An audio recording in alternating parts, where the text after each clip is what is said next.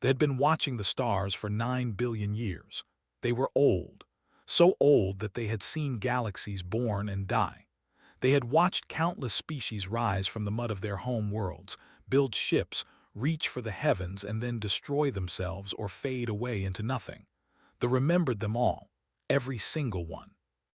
In 9 billion years, they had learned one truth above all others. The universe was cold, life was rare, and intelligent life, the kind that could build and dream and reach beyond its world, was always the same. It was always hungry. It always wanted more: power, land, resources, control. Every species they had ever met had looked at the stars and seen things to own. They were tired.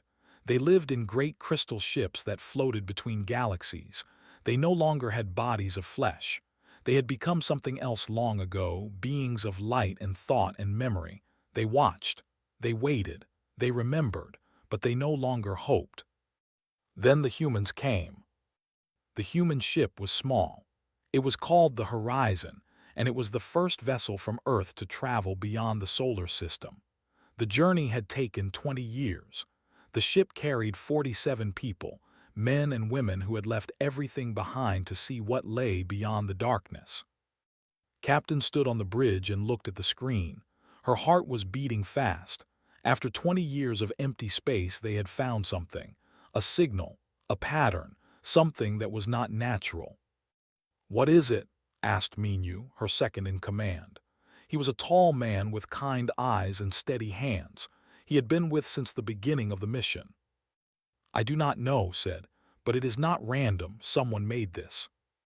The crew gathered around the screen. They were scientists, engineers, doctors, and dreamers. They had left Earth knowing they might never return. They had left families, homes, and everything they loved. And now, floating in the darkness between stars, they had found proof that they were not alone. "Made a decision. Send a greeting," she said. "Use all languages, use mathematics, use music, send everything we have. Let them know we come in peace." The message went out into the void, and then they waited. They received the message in their crystal ships. They had heard such messages before, thousands of times. Every young species sent greetings when they first reached the stars. The greetings always said the same thing: "We come in peace. We want to be friends, but the knew better." They had seen the truth too many times. Still, they were curious. This species was new. They had not seen humans before, so they watched. They listened. And then, for the first time in a very long time, they decided to answer. The response came 3 days later. The crew of the Horizon stared at the screen in silence. The message was simple. It was a set of coordinates, a meeting place. "It could be a trap," said the ship's doctor. She was a small woman with sharp eyes and a careful mind. "We do not know what is out there." "Everything could be a trap," replied. "But we did not come this far to hide. We came to meet whoever is out there. We came to say hello." Minyu looked at the captain. He had known her for 30 years. He knew that when she made up her mind, nothing could change it. "Then we go," he said simply. The Horizon changed course. It took 4 more days to reach the coordinates. When they arrived, they found a ship waiting for them. But it was not like any ship they had ever imagined.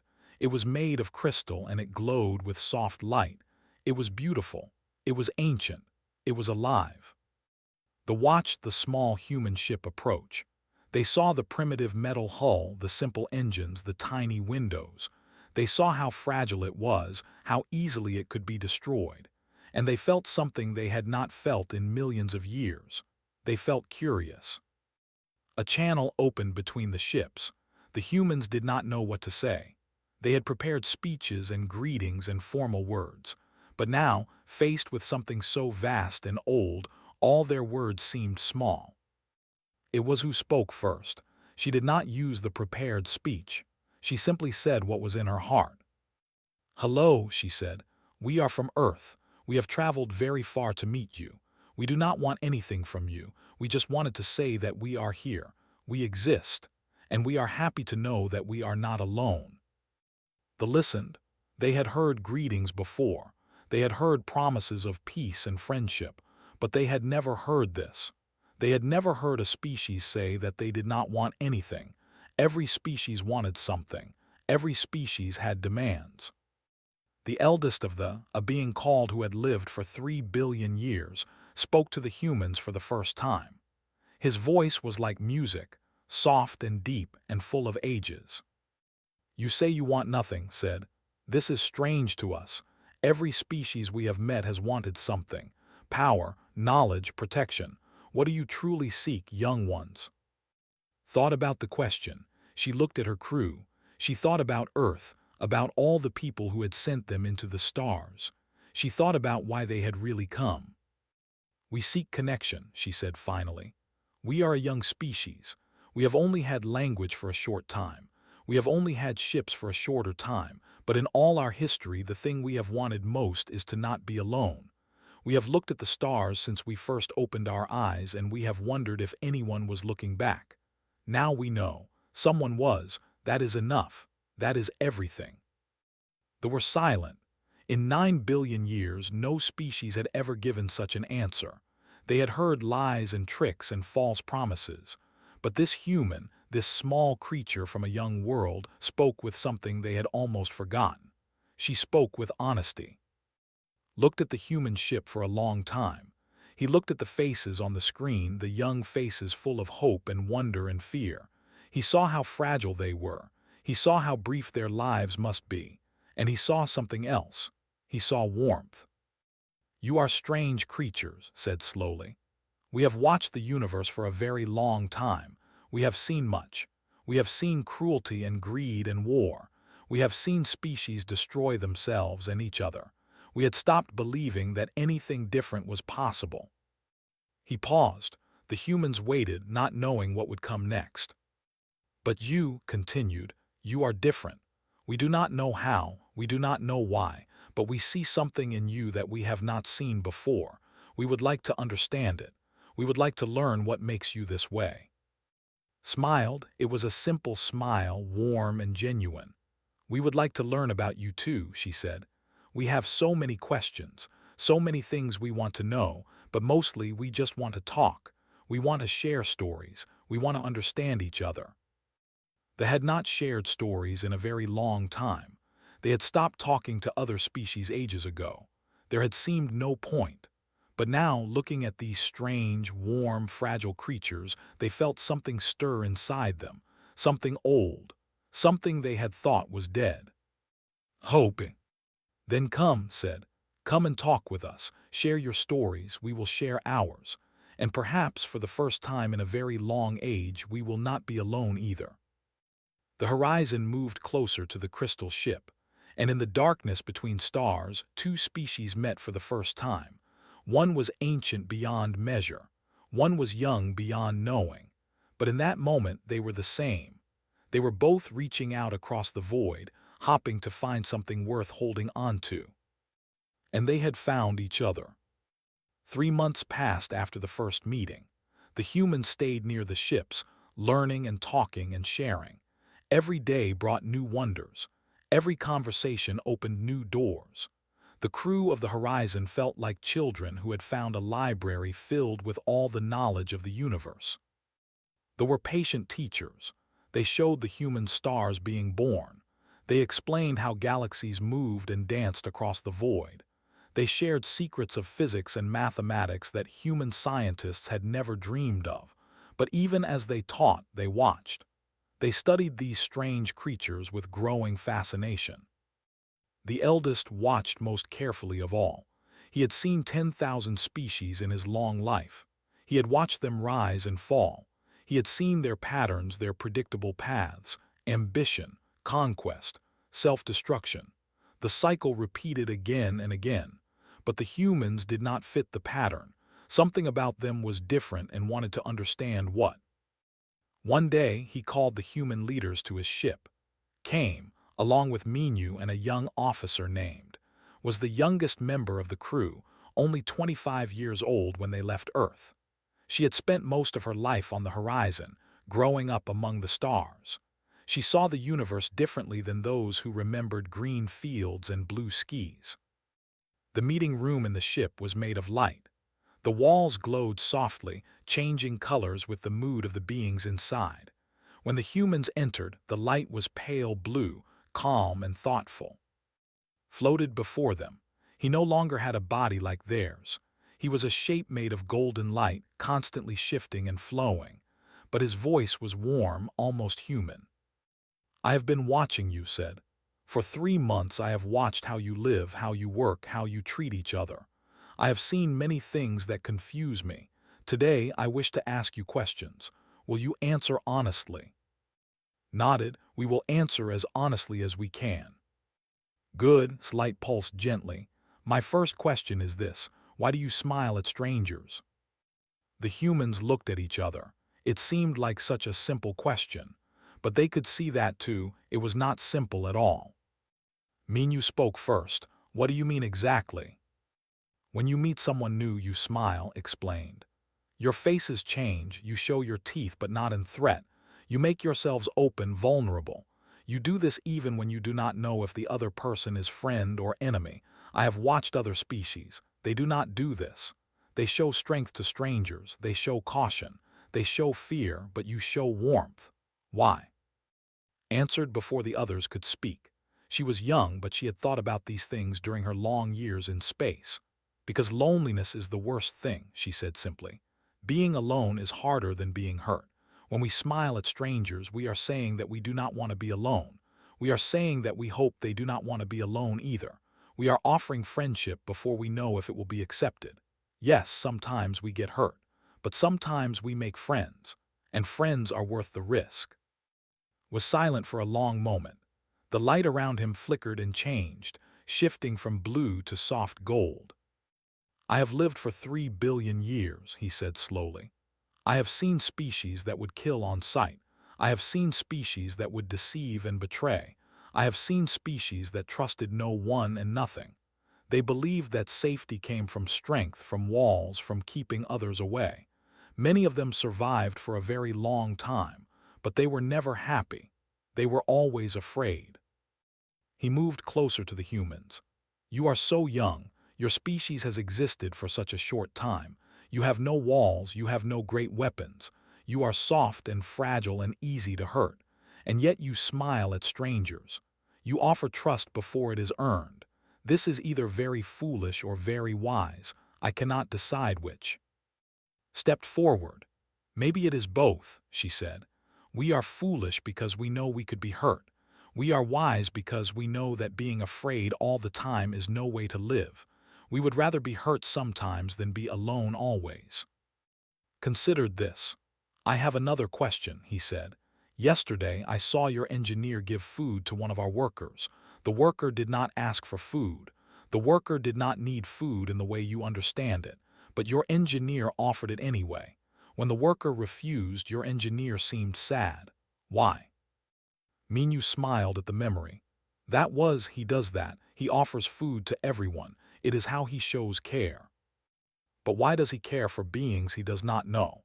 Beings who are not even the same species?" "Because they exist," said. "That is enough reason for. He believes that if someone exists, they deserve kindness. It costs him nothing to offer food. It costs him nothing to show care. So he does, every time." The walls of the room shifted to a deeper gold. Its form pulsed with colors the humans had not seen before. "I asked similar questions to other species long ago," said. "I asked them why they conquered, why they took, why they fought. Their answers were always the same: resources, power, survival.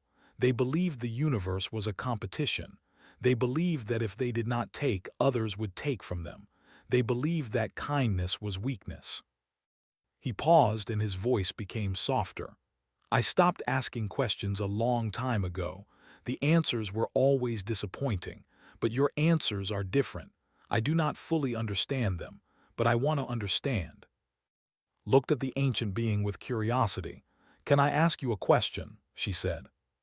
Slight flickered with surprise. Few beings dared to question the, "You may."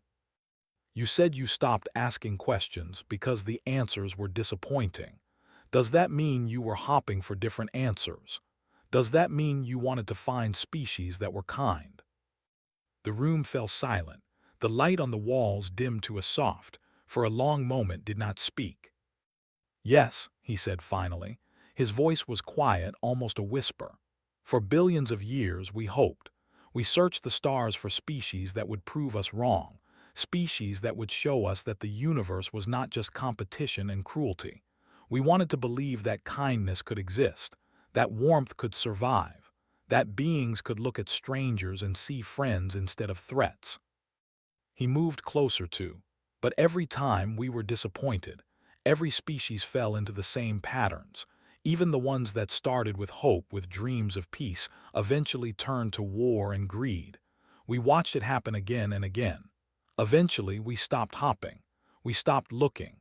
We decided that kindness was impossible, that the universe was simply cruel. "But you answered our signal," said. "After all that, you still answered." "Yes." Light brightened slightly. "We do not know why. Something about your message was different. There was something in your voice, in your words, that made us curious again. After millions of years of silence, we wanted to see for ourselves." "And what do you see?" Minyu asked. Looked at each of the humans in turn. He saw the captain who led with courage and compassion. He saw Minyu, the steady second who supported everyone around him. He saw the young one who asked questions that cut to the heart of things. "I see hope," said. "For the first time in longer than I can remember, I see hope. You are young and fragile and foolish. You smile at strangers and offer food to beings who do not need it. You risk hurt for the chance of friendship. And somehow, impossibly, you are still kind." He moved to the center of the room, and the walls bloomed with warm golden light. "I have one more question," he said. "The most important question of all. Why are you this way? Every other species has reasons for cruelty. Fear, scarcity, competition. You have all the same pressures. Your world is not paradise. Your history is not peaceful. You have wars and crimes and darkness in your past. And yet you still choose kindness. Why?" The humans looked at each other. It was a big question. Maybe the biggest question anyone had ever asked them. Spoke slowly, choosing her words carefully. "I think it is because we know how short our lives are. We know that everything ends. Our lives, our species, even our star will die someday. We cannot escape that. We cannot fight it. All we can do is decide what we want to leave behind." She paused, gathering her thoughts. "We can leave behind fear. We can leave behind walls and weapons and distrust. Or we can leave behind warmth. We can leave behind connections. We can leave behind the memory that someone somewhere chose to be kind when they did not have to be."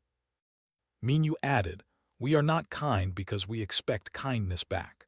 We are kind because it is who we want to be. It is the mark we want to leave on the universe. When we are gone, when our short lives end, we want to have mattered. And the only way to matter is to touch other lives with something good." Finish the thought. "We smile at strangers because every stranger is a chance to make the universe a little less lonely, a little less cold. We know we might fail, we know we might be hurt, but we would rather try and fail than never try at all." The room was silent again. The light had changed to a color the humans had no name for, something between gold and pink and the first light of sunrise. Had not moved. For a being who had lived 3 billion years, who had seen empires rise and fall, who had watched the birth and death of stars, this moment felt like something new, something important. "You are remarkable," he said at last. "Not because you are powerful, not because you are advanced, but because you are warm. In a cold universe you burn with warmth, and you share that warmth with everyone you meet, even those who do not deserve it." He looked at, "I think I am beginning to understand, and I think the other need to understand too. Will you come with me to meet our council? Will you share your warmth with beings who have forgotten what it feels like?" Nodded, "We would be honored." And in that moment, something changed. The oldest species in the galaxy had met the youngest, and the youngest had something to teach. The council met in a place that had no name. It existed between dimensions, in a fold of space that only the oldest beings could reach. The humans could not go there in body, so they went in mind. They gave them a gift, a temporary connection that let their thoughts float free from their flesh and travel to the meeting place. For the experience was strange and beautiful. She felt herself expand beyond her small human form. She could see in directions that had no names. She could hear colors and taste mathematics. For a moment, she understood why they had given up their bodies. In this state, the universe felt close and warm and full of meaning. The council was made of 12 beings, the oldest of the. They had been alive since the universe was young. They remembered the first stars. They had watched the first galaxies form. They were ancient beyond anything humans could imagine. Brought the humans before them and told the story of the 3 months they had spent together. He told of the smiles, the questions, the warmth. The council listened in silence. When finished, the leader of the council spoke.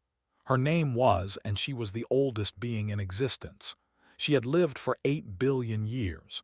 She had seen things that no other creature had seen, and she had grown tired of hopping. "We have heard stories like this before," said. Her voice was like the wind between stars, soft and cold. "Every young species seems kind at first. They smile and offer friendship, but time reveals their true nature. Give them power and they become cruel. Give them wealth and they become greedy. Give them knowledge and they use it to destroy." She looked at the humans with eyes that had watched galaxies die. "We do not trust stories. We trust tests. If you want us to believe you are different, you must prove it." Felt a shiver pass through her mind. What kind of test? Did not answer directly. Instead, she waved her hand and the space around them changed. They were no longer in the council chamber. They were somewhere else, somewhere dark and vast. Before them floated 3 objects, each glowing with its own light. "The first gift is power," said. The object on the left pulsed with red light. "This is the heart of a dead sun. It contains the energy of a star that collapsed 1 billion years ago. With this, your species could power your ships forever. You could travel anywhere in the universe. You could become powerful beyond your dreams."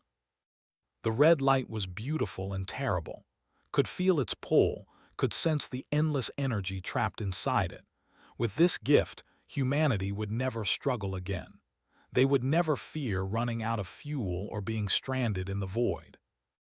"The second gift is wealth," continued. The object in the center glowed with silver light. "This is a seed of creation. Plant it on any dead world and it will transform that world into a paradise. Oceans, forests, life of every kind. You could create 1,000 Earth for your people, 1,000,000. You would never need to compete for resources again." The silver light was gentle and inviting. Thought of Earth, of the crowded cities and polluted skis. She thought of all the people who had never seen a forest or swum in a clean ocean. With this gift, she could give them everything they had ever wanted. "The third gift is knowledge," said. The object on the right glowed with blue light. "This is the library of forgotten ages. It contains the knowledge of every species that has ever existed. Science, art, philosophy, secrets of the universe that no living being remembers. Your species could advance 1,000,000 years in a single day."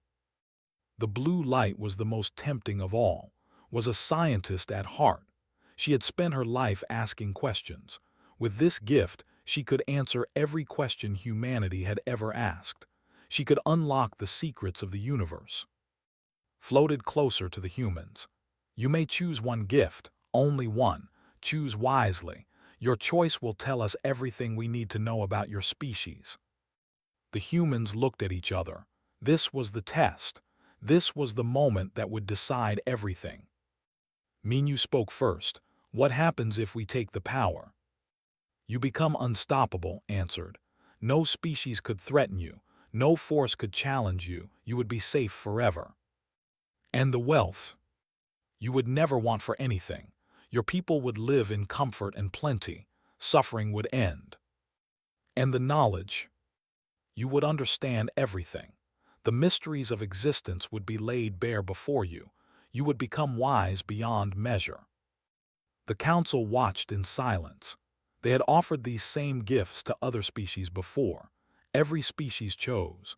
Every species reached for power or wealth or knowledge. And every species, in the end, used what they gained to dominate, to control, to destroy. Looked at the three glowing objects. She thought about everything humanity had ever wanted. Safety, comfort, understanding. These gifts could give them all of it. But something felt wrong. "I have a question," said. "If we take one of these gifts, what happens to other species? What happens to the beings who have no power, no wealth, no knowledge?" His form flickered with surprise. No species had ever asked this question. Nothing happens to them. They continue as they are. But we would be ahead of them. We would have something they do not have. Wouldn't that create imbalance? Wouldn't that create conflict? Perhaps, admitted. Many species who have taken these gifts have used them to conquer others, to dominate, to rule. Nodded slowly. She looked at Minyu and she saw the same understanding in their eyes. "Then we do not want any of them," said. The council stirred. This was not supposed to happen. No species had ever refused. "You must choose," insisted. "This is the test. You cannot refuse." "Then we choose something else," said a new voice. It was the commander of the Horizon's medical team. She had been silent until now, but she stepped forward with determination in her eyes. "You said these are the gifts you offer," continued. "But you did not say these are the only gifts you have. An ancient species like yours must have other things, things that are not about power or wealth or knowledge for ourselves." Stared at the human. "What do you want?" Took a deep breath. "Do you have medicine, cures for diseases, ways to heal?" The question hung in the air. The council members looked at each other. This was truly unexpected. "We have cured every disease known to exist," said slowly. "We have the knowledge to heal any wound, cure any sickness, extend any life." "Then that is what we want," said. "Not for ourselves, for everyone. Give us the ability to heal other species. Give us cures that we can share with beings who suffer. That is the only gift worth taking." The space around them trembled. The three glowing objects faded and disappeared. In their place, a single light appeared, soft and green, like the first leaves of spring.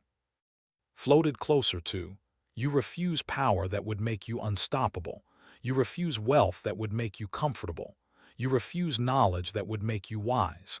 Instead, you ask for the ability to heal others, beings you have never met, beings who may never thank you, beings who are not even your own kind." "Yes," said simply, "that is what we want." "Why?" Thought about the question. She thought about why she had become a doctor. She thought about all the patients she had treated, all the lives she had fought to save. She thought about what it meant to be human. "Because pain is pain," she said finally. "It does not matter what species feels it. Suffering is suffering. If we have the power to end suffering and we do not use it, then what are we? What is the point of being advanced if we do not use our advancement to help those who cannot help themselves?" She looked at the green light. Power fades, wealth can be lost, knowledge can be forgotten, but kindness echoes. Every life we save, every pain we heal becomes a ripple in the universe. Those beings we help might help others. The goodness spreads.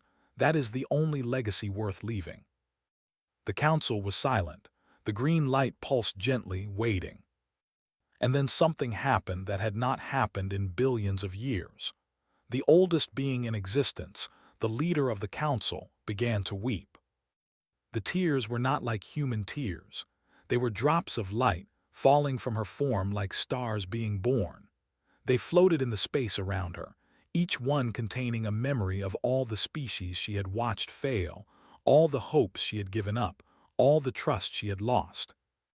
"In 8 billion years," she whispered, "no species has ever chosen this. They all reached for power, they all reached for wealth, they all reached for knowledge, they all thought of themselves first." She moved closer too, and her light wrapped around the human like a gentle embrace. "But you thought of others. You thought of beings you have never met. You chose to help instead of to have. You chose to give instead of to take. The other council members moved forward. Their lights joined, surrounding the humans in a glow of warmth and color. "We have been watching the universe for so long," another council member said. "We stopped believing that kindness could survive. We thought it was weakness. We thought it would always lose to greed and fear and hunger for power." "But you have shown us something different," said another. "You have shown us that kindness is not weakness. It is strength. It takes more courage to refuse power than to take it. It takes more wisdom to choose others over yourself." Spoke again, her voice trembling with emotion. "You have passed the test, not because you chose correctly, but because you chose kindly. You are the first species to do this, the first in all the ages of the universe." She held out her hand and the green light floated toward. "Take this gift, the knowledge to heal, share it with every species you meet. Let it be the beginning of something new." Took the light. It sank into her, filling her with warmth and understanding. She could feel the knowledge unfolding in her mind, cures for 1,000 diseases, solutions for 1,000,000 forms of suffering. And as she held this gift, she made a silent promise. She would use it well. She would share it freely. She would let it be the start of something the universe had never seen before. A species that chose others over itself. The test was over, and humanity had passed. Word spread through like fire through dry grass. For the first time in countless ages, something unexpected had happened. A species had refused power. A species had chosen to heal instead of to have. The ancient beings gathered in their crystal ships and spoke of nothing else. Watched the human ship from a distance. The horizon floated in space, small and fragile against the vastness of the void.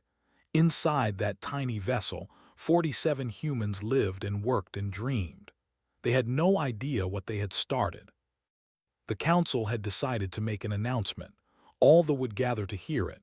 This had not happened in millions of years.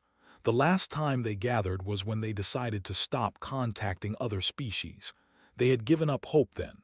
Now, perhaps, hope was returning. Was invited to attend the gathering with her crew. She did not know what to expect. She only knew that something important was about to happen. The gathering place was a region of space where 1,000 crystal ships came together, their lights merging into a single brilliant glow. The humans watched in wonder as the ancient vessels arranged themselves in patterns that seemed to sing with meaning. Each ship was a work of art, a testament to billions of years of existence. When all the ships were in place, spoke. Her voice carried across the void, reaching every at once. "My kindred," she began, "we have lived for a very long time, we have seen much, we have learned much, and we have suffered much. Long ago we decided that the universe was cold. We decided that kindness was weakness. We decided that hope was foolish. We retreated into ourselves and stopped reaching out to others." She paused. The gathered waited in silence. "We were wrong." A ripple of surprise passed through the assembly. Had never admitted being wrong. She was the oldest, the leader. For her to say this meant something profound. "We have met a new species," continued. "They are young, so young that their entire history is a moment compared to ours. They are fragile. Their lives are brief, their bodies weak, their technology primitive. By every measure we have used to judge species, they are nothing. They should not matter." Her light brightened, and her voice grew stronger. "But they have taught us something we forgot long ago. They have shown us what we lost when we stopped hopping." She gestured toward the horizon, and all eyes turned to the small human ship. "We offered them power, they refused. We offered them wealth, they refused. We offered them knowledge, they refused. Instead, they asked for medicine. Not medicine for themselves, but medicine to heal other species. Beings they have never met, beings who may never know their names." Move to the center of the gathering. "Do you understand what this means? In all the ages of the universe, no species has ever made this choice. Every species reaches for power. Every species thinks of itself first. We accepted this as truth. We believed it was the nature of intelligent life. She turned to face the humans directly. But they proved us wrong. They showed us that kindness can survive, that compassion can be chosen, that the universe does not have to be cold. Floated forward to stand beside. I have spent time with these humans, he said. I have watched them closely. At first I thought they were pretending. I thought their kindness was a trick, a strategy to gain our trust. I waited for the mask to fall. I waited for their true nature to show. He turned to look at who stood at the front of the human group. But the mask never fell because there was no mask. They are truly kind, not always, not perfectly. They have flaws and fears and moments of selfishness just like every being. But at their core, they choose warmth over cold. They choose connection over isolation. They choose to care even when it costs them. Another council member spoke. But why? We have asked this question and received answers, but we still do not fully understand. What makes them different? What allows kindness to survive in them when it has died in every other species? Stepped forward. She felt small among these ancient beings, these creatures who had watched stars being born. But she also felt something else. She felt like she belonged. "May I speak?" she asked. Nodded, "You may." Took a deep breath. I do not know why we are different. Maybe we are not. Maybe every species starts with kindness and something happens to make them lose it. Fear, maybe. Pain. Disappointment. The universe can be cruel, and cruelty makes beings cruel in return. She looked at the vast assembly of, but we have not had time to become cruel. We are young. We have not been hurt enough. We have not been disappointed enough. We still believe that kindness is possible because we have not lived long enough to lose that belief. So it is simply ignorance, one of the council members said. You are kind because you do not know better. You will learn. You will change. You will become like all the others. Maybe, admitted. Maybe we will, but I do not think so because we know what you know. We have seen cruelty. We have seen war. We have seen beings hurt each other for no reason at all. We are not ignorant of darkness. We simply choose to look for light. She paused, searching for the right words. On Earth there is a saying. It goes, hurt people, beings who have been wounded pass their wounds to others. Pain creates pain. Cruelty creates cruelty, but we also have another truth. Healed people heal people. Kindness creates kindness. Warmth creates warmth. She looked at who had been kind to them from the beginning. We believe that the cycle can be broken, not by being stronger or smarter or more powerful, but by choosing, every day, to add warmth instead of cold. Every act of kindness is a small rebellion against the cruelty of the universe, and enough small rebellions can change everything. They were silent. Her words hung in the space between stars, waiting to be accepted or rejected. Finally spoke again.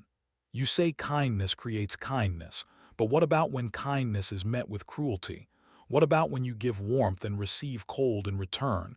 Every other species has faced this. They gave kindness and were betrayed. They offered trust and were hurt. Eventually, they stopped giving. They learned that kindness was dangerous. Nodded, yes, this happens. We have experienced it too. We have been hurt by beings we trusted. We have been betrayed by friends. We know how much it hurts to give kindness and receive cruelty in return. Then how do you continue? Asked. How do you keep choosing kindness when it brings you pain? Thought about this for a long moment. She thought about all the times she had been hurt, all the times she had wanted to give up, to build walls, to stop trusting. She thought about what had kept her going. We continue because the alternative is worse, she said finally. Yes, kindness sometimes leads to pain, but cruelty always leads to loneliness.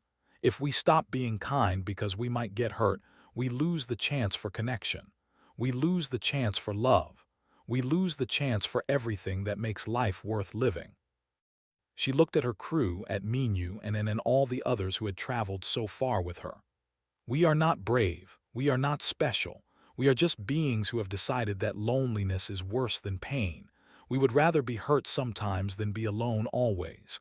And so we keep reaching out. We keep smiling at strangers. We keep hoping that this time the kindness will be returned. Minu stepped forward to stand beside his captain. And sometimes it is, he added. Sometimes we reach out and someone reaches back. Sometimes we offer trust and someone proves worthy of it. Those moments make everything else worth it. Those connections are worth all the pain that comes before them. The gathering was silent. The crystal ships pulsed with soft light, reflecting the emotions of the beings within them. Spoke again, his voice thick with feeling.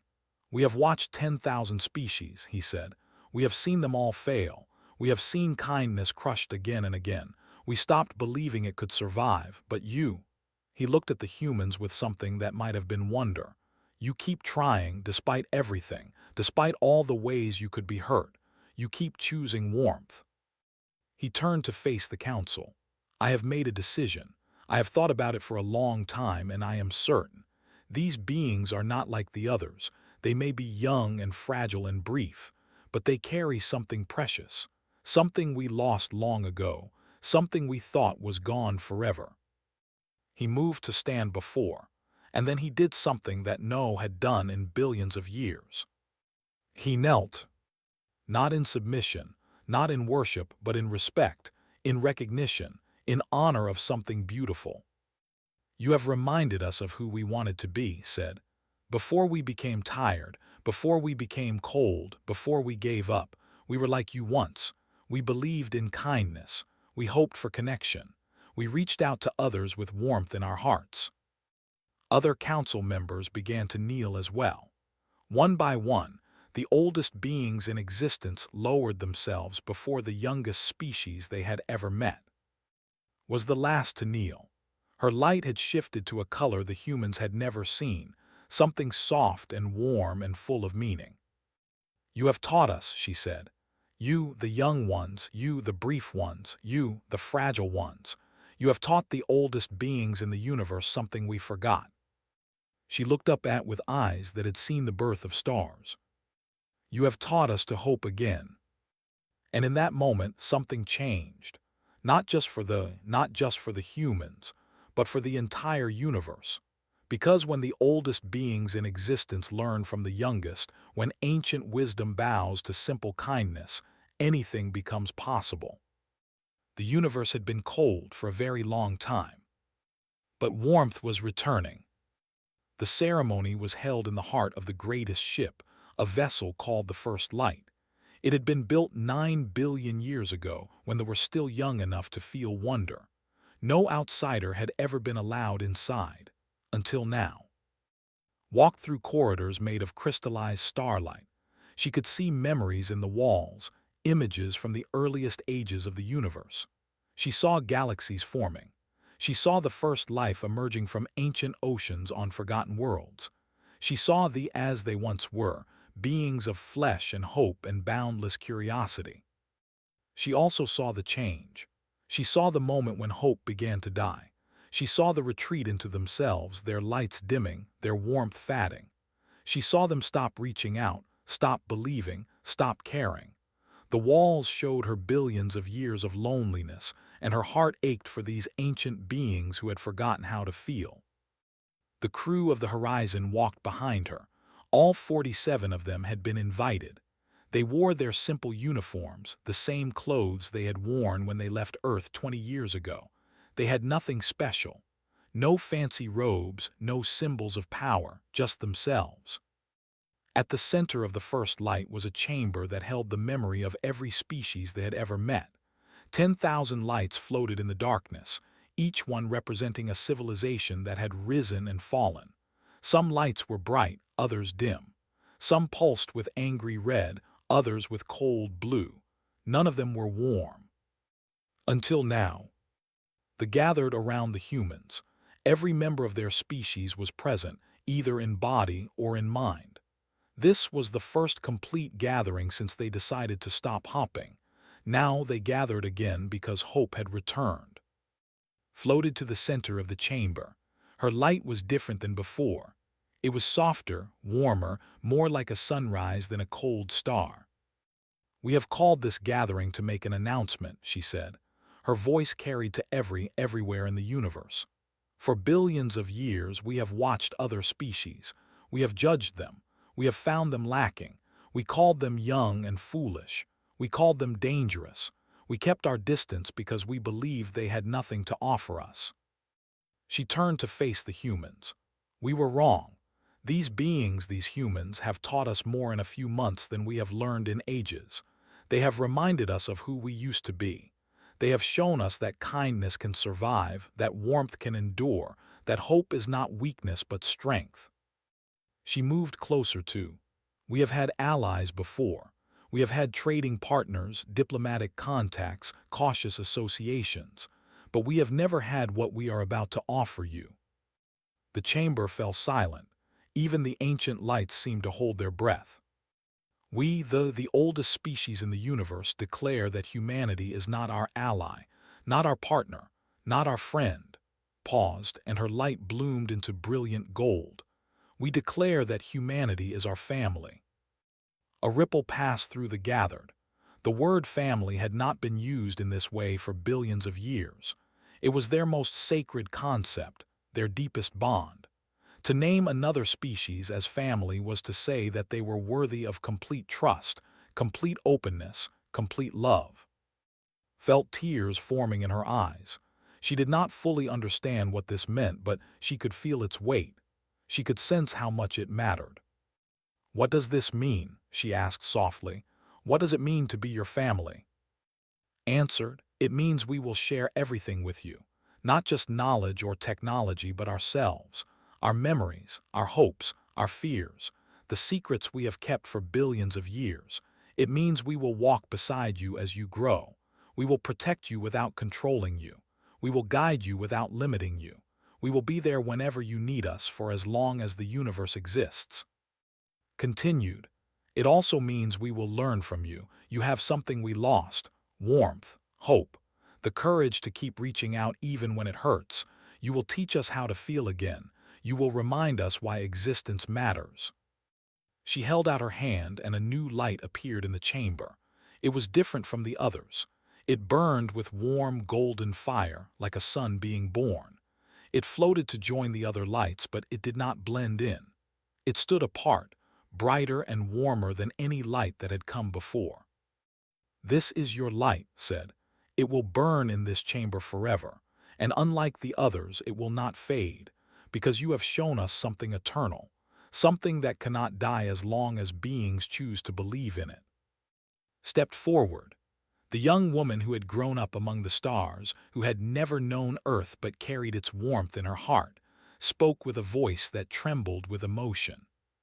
"We are honored," she said, "but we want you to know that we are not perfect. We will make mistakes. We will disappoint you sometimes. We will not always be as kind as we want to be. We are trying, but we are still learning." Smiled, and it was the first time the humans had seen a smile. It transformed her, made her seem young again, full of the wonder and hope she had lost so long ago. "We know," she said. "We do not expect perfection. We do not want perfection. We want something better. We want genuine beings who try, who fail, who get up and try again. That is what you are. That is what makes you beautiful."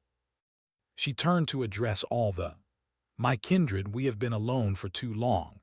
We have watched the universe from a distance, never truly part of it. We told ourselves we were wise, but we were just afraid, afraid to hope, afraid to trust, afraid to love." Her voice grew stronger. "But today we choose to be afraid no longer. Today we welcome humanity into our family, and in doing so we rejoin the universe we abandoned. We will reach out again. We will hope again. We will love again." The chamber exploded with light.